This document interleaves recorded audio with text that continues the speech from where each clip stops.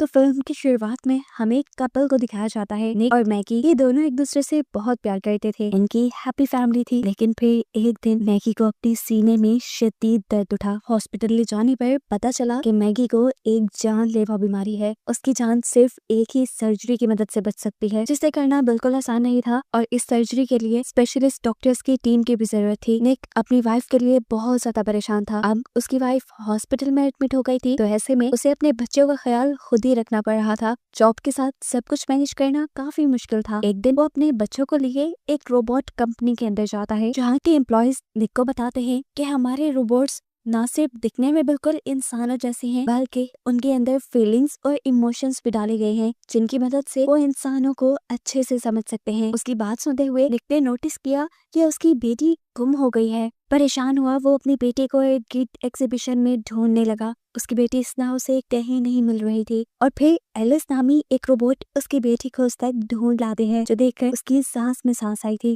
Robot company का employ जो निक की बेटी को निक के साथ ढूंढ रहा था, वो निक को बताता है कि एलिस बहुत अच्छी रोबोट है, उसे बच्चों का ख्याल बहुत अच्छे से रखना आता है। और ये तो उसने देख भी लिया था। यहाँ तक कि इसला को भी एलिस बहुत पसंद आई थी। वो अपने डैड से इस रोबोट को खरीदने को कहती है। हालांकि निक इसके बारे में ज्यादा नहीं जानता था, लेकिन इसला के बहुत ज्यादा जिद करने पर निक इस रोबोट को खरीद देता है और अपने घर ले आता है। घर लाने के बाद निक एलिस को इन रोबोट को अपने घर का सारा काम समझाता है और फिर अपने बच्चों के साथ शॉपिंग के लिए चला जाता है। शाम में जब वो घर वापस आए तो निक ये देखकर हैरान था कि एलिस ने न सिर्फ घर की सारी सफाई कर दी थी, बल्कि घर की हर चीज अब जगह पर थी और साथ ही एलिस ने उन लोगों के लिए खाना भी बना दिया था। वो बात अलग थी कि इसला को एलिस का बनाया खाना पसंद नहीं आया था, क्योंकि वो अपने मॉम के हाथ का खाना पसंद करती थी। फिर रात में दिखाया जाता है कि एलिस ने जिस टाइम अपने आप को चार्जिंग पर लगाया हुआ था, तभी इसला चुपके से किचन में जाकर एक चेयर पे चढ़कर कुकीज लेने की कोशिश करती है। कुकीज लेते हुए एकदम से उसका पाँव फिसल जाता है और वो जोर से चिल्लाती है। उसके चिल्लाने की आवाज निक भी सुनकर फौरन बाहर आता है तो देखता है कि एलिस ने उसे गिरने से पहले ही कैच कर लिया था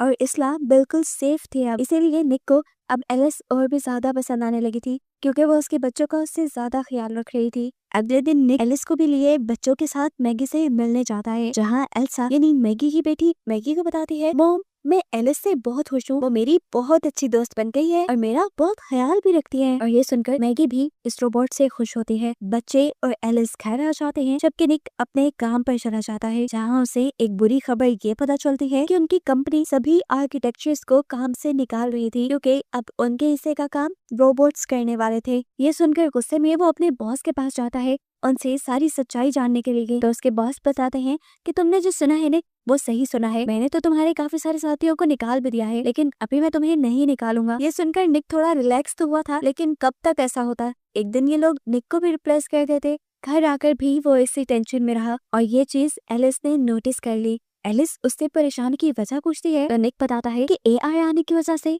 इंसानों की नौकरियां भी जा रही हैं, ऐसे में इंसान कमाएंगे नहीं तो गुजारा कैसे करेंगे। जवाब में एलिस कहती है, अरे आगे वही जमाना आ रहा है कि सारे काम हम रोबोट से क्या करेंगे, क्योंकि हम इंसानों से ज्यादा बिना थके और इंसानों से अच्छा काम कर सकते हैं। एलिस की बातों ने तो निक को और भी ज्यादा परेशान कर दिया था। उसी टाइम निक को हॉस्पिटल से कॉल आती है, जहां उसे पता चलता है कि कल सुबह को मैगी का ऑपरेशन है। इसीलिए वो सुबह होते ही अपने बच्चों को लिए मैगी के पास पहुंच जाता है। आज एलिस भी यहाँ आई थी। मैगी अपने बच्चों को यहाँ पर प्यार करती है और उसके बाद एलिस को अकेले में मिलने को कहती है। निक बच्चों को लेकर कमरे से बाहर चला जाता है और मैगी एलिस को अपना डर बताती है और कहती है, मुझे लगता है कि ऑपरेशन के दौरान मुझे कुछ हो जाएगा और अगर ऐसा हो गया तो तुम्हें ही मेरे बच्चों का आइंदा के बाद ख्याल रखना होगा। बाहर निक डॉक्टर्स की डिटेल्स लेने लगता है, जहाँ उसे पता चलता है जो डॉक्टर्स की टीम मैगी का ऑपरेशन करने आने वाली थी वो अब किसी वजह से नहीं आ रही। और ये सुनकर निक बहुत ज्यादा गुस्सा हो गया, लेकिन उसके हाथ में कुछ था भी नहीं, वो कुछ नहीं कर सकता था। हार कर वो घर आ गया और रात में उसका गुस्सा और भी ज्यादा बढ़ गया। एक तो उसे अपनी जॉब की टेंशन थी और अब मैगी भी उसके साथ नहीं थी।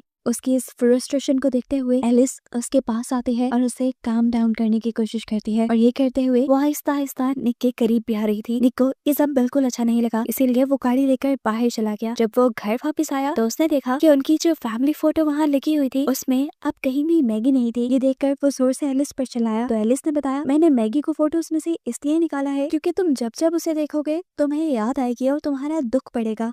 लेकिन निक को ये सब पसंद नहीं आया था। निक एलिस से कहता है फौरन से पहले मैगी की फोटोज इसमें वापस करो। ये कहकर वो दोबारा घर से चला गया। आज वो सारे दोस्तों के साथ बैठा हुआ था। इनमें से बहुत से लोगों की जॉब चली गई थी और बहुत से लोगों की जॉब डेंजर में थी। सभी इसी के दुख में बैठे हुए थे। ये तभी निक का एक दोस्त इन सबको अपने साथ चलने को कहता है और इन्हें लेकर जाता है उसी साइट पे जहाँ ये लोग आजकल काम कर रहे थे। निक का पासवर्ड यूज करते हुए ये लोग एक कंटेनर खोलते हैं और उसमें से एक रोबोट को बाहर निकाल कर निक का दोस्त उस रोबोट को डिस्ट्रॉय कर देता है। ऐसा करके वो अपनी नौकरी का बदला लेना चाह रहा था। खैर इसके बाद ये सब लोग यहाँ से चले जाते हैं। निक भी अपने घर आ जाता है और रात में जब वो नहा रहा था तो तब उसके पास दोबारा एलिस आई उसे टॉवल देने के लिए। नहाते हुए ही वो अब निक की आंखों पे पट्टी बांध देती है और उसकी काफी करीब भी चली जाती है। सुबह होने पर निक को बहुत ही बुरा लग रहा था क्योंकि रात जो कुछ भी हुआ वो ठीक नहीं हुआ था। इसीलिए वो एलिस से माफी भी मांगता है, लेकिन एलिस कहते हैं कोई बात नहीं, तुम्हारा और तुम्हारे बच्चों का ख्याल रखना मेरी ड्यूटी है।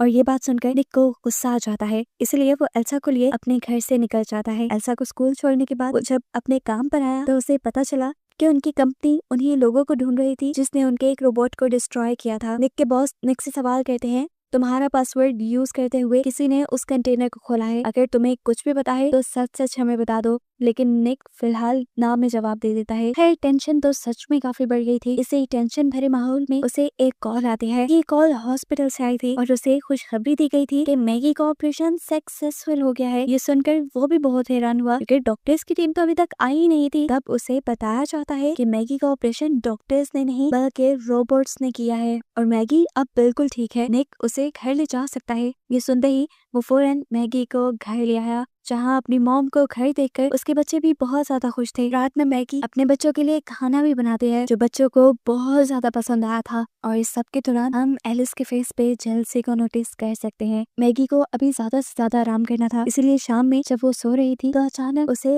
एल्सा की आवाज आई, ऐसी कि जैसे वो गिर गई हो। जल्दी से वो जब एल्सा को देखने के लिए स्टेयर्स से नीचे उतरने लगती है तो स्टेयर्स की रेलिंग टूटने की वजह से वो गिर जाती है। और यहाँ वो ये भी देखती है कि एल्सा रो नहीं रही थी बल्कि एलिस के साथ खेल रही थी। उसका गिरा हुआ देखकर एल्सा उसे गोद में उठा लेती है और उसे रूम में छोड़कर आती है। आज काफी रात में जब निक घर लौटता है तो देखता है कि एलिस एल्सा को उसकी मॉम यानी मैगी की आवाज में कहानी सुना रही है और ये देखकर उसे अच्छा लगता है। वो भी उन दोनों के पास ही आ गया जहाँ एलिस ने उसे बताया कि आज मैगी सीढ़ियों से गिर गई थी। जो सुनकर वो फौरन मैगी को देखने के लिए भागा। निक को परेशान देखकर मैगी उससे कहती है मुझे ज्यादा कुछ नहीं हुआ, एलिस मुझे उठाकर ऊपर ले आई थी, रेलिंग की टूटने की वजह से बस मैं गिर गई थी। और ये सुनकर उसे शक हुआ कि जरूर ये सब एलिस का ही किया हुआ है। उससे पहले कि वो एलिस से कुछ पूछता घर पर उसका वही दोस्त आ जाता है जिसने उसकी कंपनी के रोबोट्स को तोड़ा था। वो आकर निक को बताता है कि पुलिस को मेरे बारे में पता चल गया है और मुझे लगता है कि मेरे बारे में तुमने ही पुलिस को बताया है। हालांकि ऐसा नहीं था और इस गुस्से में वो यहाँ पर निक को मारने लगा।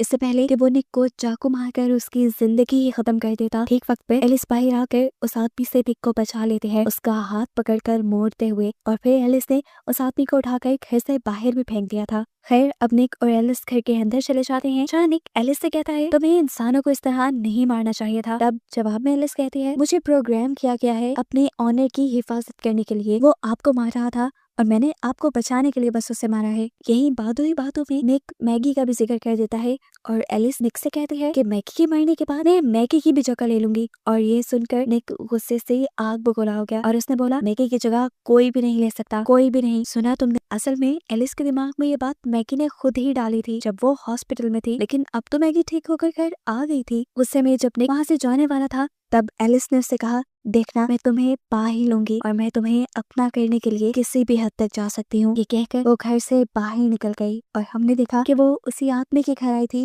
जिसने अभी निक के ऊपर हमला किया था। एलिस इस आदमी से कहती है तुम्हें निक पर हाथ नहीं उठाना चाहिए था, तुम जानते हो इसका अंजाम बहुत बुरा हो सकता है। उसकी धमकी सुनकर इस आदमी को भी गुस्सा आ जाता है और वो अपनी गन निकाल लेता है, लेकिन वो नहीं जानता था कि सामने उससे ज्यादा ताकतवर रोबोट है जो उसका हाथ पकड़ के उसके गन वाले हाथ को ऊपर कर देती है। उसके बाद एलिस ने उससे गन छीनकर उसी के ऊपर तान दी। इससे पहले कि वो इस आदमी को मार देती, इस आदमी की भी रोबोट आकर एलिस से इस आदमी को बचाने की कोशिश तो करती है लेकिन नाकाम रह जाती है क्योंकि बिना वक्त जाए किए एलिस ने पहले इस रोबोट को शूट किया और फिर इस आदमी को शूट करके मार डाला। यहाँ हम अगली सुबह देखते हैं कि निक अपने बॉस के पास आया था ये रिक्वेस्ट करने के लिए कि उसके दोस्त ने गलती तो की है लेकिन अगर उसे माफ कर दिया जाए पुलिस में अरेस्ट करवाने के बजाय तो ज्यादा अच्छा होगा। लेकिन एक शॉक की खबर उसे अपने बॉस से ये पता चली कि रात ही उसके दोस्त का मर्डर हो गया है। और ये सुनते ही वो समझ गया कि ये काम जरूर एलिस का ही है। घर पर हम देखते हैं कि एलिस मैगी के वॉशरूम में आ गई, जहाँ मैगी नहा रही थी। वो आजकल मैगी से जेलस होने लगी थी क्योंकि एलिस के अंदर निक के लिए फीलिंग्स पैदा होने लग गई थी। वो यहाँ मैगी को चुराने के लिए उसे कहती है कि तुम्हारा हस्बैंड निक मेरे पास आ चुका है और मैं तुम्हें उससे ज्यादा खुश रख सकती हूँ। ये सुनकर मैगी को भी गुस्सा आ गया और मैगी उस पर चिल्लाने लगी। तब एलिस जवाब में कहती है, चिल्लाओ मत, चाहो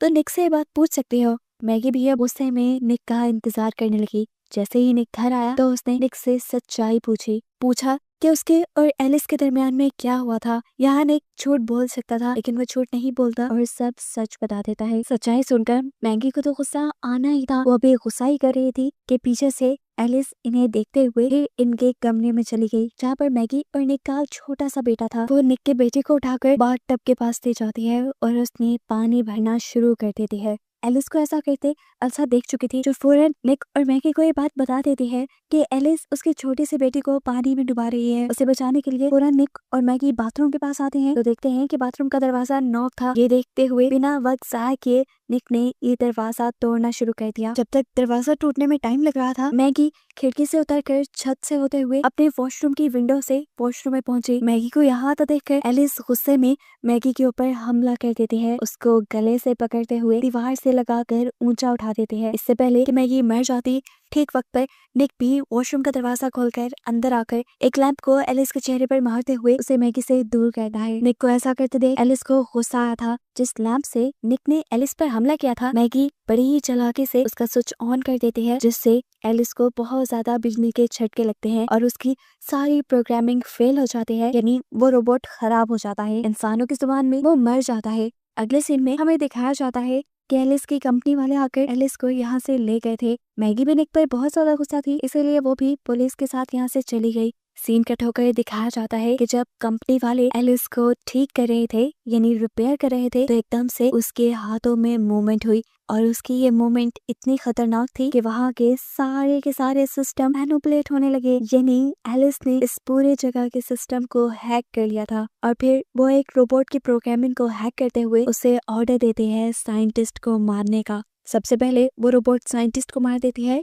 जिसके बाद एलिस के कमांड देने पर यहाँ मौजूद रोबोट्स इस कंपनी के लोगों को मारने लगे थे। दिखाया जाता है कि परेशान निक एक बाहर में बैठा हुआ था, तभी उसके पास एलिस आ गई। वो यहाँ पर अपना लव कन्फेस करने आई थी, उससे प्यार का इजहार करने आई थी, लेकिन निक को ये सब बुरा लग रहा था। वो उठकर यहाँ से जाने लगा, लेकिन तभी एलिस ने उसका हाथ इतनी जोर से पकड़ लिया कि उसे दर्द होने लगा। निक भी समझ गया था कि वो अब यहाँ से इस तरह नहीं जा सकता, उसे एलिस को मैनिपुलेट करना होगा। इसलिए वो एलिस से पहले प्यार का नाटक करने लगता है और फिर उसके मुंह पर नजर आने वाली वायर्स को बाहर खींचकर उसे धोखा देते हुए वहाँ से चला जाता है। वायर्स की खींचने की वजह से एलिस वहाँ बेहोश हो गई थी, या कह लें कि एलिस बंद हो गई थी। सीन कट होकर हमें मैगी को दिखाया जाता है, जो हॉस्पिटल में थी। जाहिर सी बात है उसका बेटा वहाँ पर एडमिट था। अब जिस हॉस्पिटल में वो थी उसी हॉस्पिटल में आ जाती है एलिस। हॉस्पिटल के कंप्यूटर को हैक करके वो मैगी के बेटे का रूम नंबर पता करने लगती है और जब नर्स आकर उसे ये काम करने से रोकती है तो एलिस नर्स का भी गला घोटकर उसे मार देती है।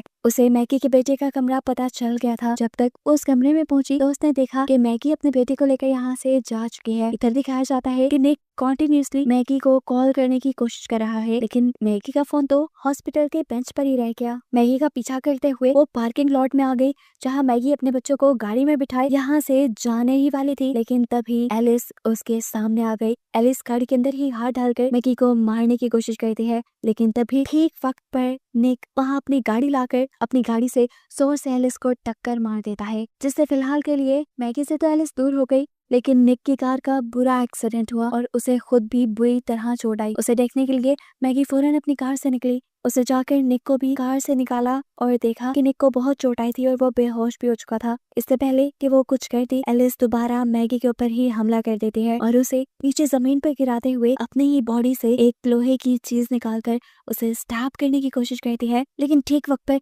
निक उसके इस हमले को नाकाम बना देता है, उसे वहां से दूर फेंकते हुए। उसने एलिस को इतनी जोर से दूर फेंका था कि एलिस इस टाइम टूट गई थी और फाइनली इन लोगों की जान उससे छूट गई। निक को अब हॉस्पिटल में एडमिट कर लिया गया था, जहाँ पर हम देखते हैं कि मैगी और बच्चों के साथ वो बहुत खुश था क्योंकि मैगी ने उसे माफ कर दिया था और इन लोगों की अब पहले की तरह ही हैप्पी फैमिली हो गई थी। अब फिल्म के पोस्ट क्रेडिट सीन में हमें एलिस को उसकी कंपनी में लेटा हुआ दिखाया जाता है। एकदम से कंपनी वाले लोग नोटिस करते हैं कि उनके कंप्यूटर्स खुद ब खुद चल रहे हैं, यानी किसी ने उन्हें हैक कर लिया है। उनका सिस्टम खराब हो रहा था और ऐसे सिस्टम के खराब होने की वजह से बहुत से गलत सिग्नल्स रोबोट्स तक चले गए और ऐसा ही एक सिग्नल एलिस के पास भी जाता है और एलिस की आंखें खुल जाती हैं। अब क्या होने वाला था आगे, इसी मिस्टीरियस एंडिंग के साथ ये कहानी यहीं पर खत्म हो जाती है।